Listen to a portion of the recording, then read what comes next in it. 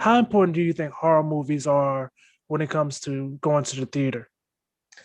I think it's very important, and I actually think it's more important at a time when there's unrest in the country. If you actually look at one of the big horror booms was in the early 70s, in like the early to mid to late 70s. That entire period, a lot of the horror directors from that time, Wes Craven, John Carpenter, Dario Argento, like over in Italy, a lot of these guys were like former hippies who were very, very disenchanted with Vietnam and stuff like that.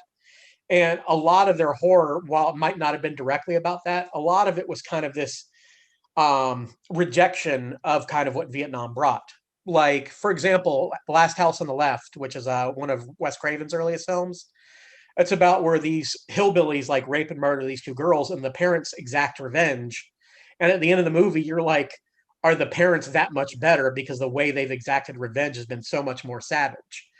And in a lot of ways, that was a lot of commentary on us, like sending troops over to Vietnam, and then some of the actions we did against the Vietnamese citizens were just as questionable as a lot of the things we were fighting against.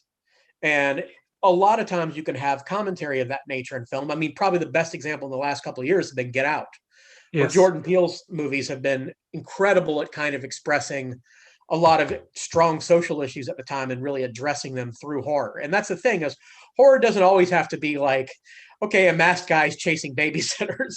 Horror can be a method to kind of address things directly in a way that if you said it just bluntly, people wouldn't be able to digest it. But if you're doing it through the form of horror, or in other cases like science fiction, those ideas are a little bit more palatable for people to digest.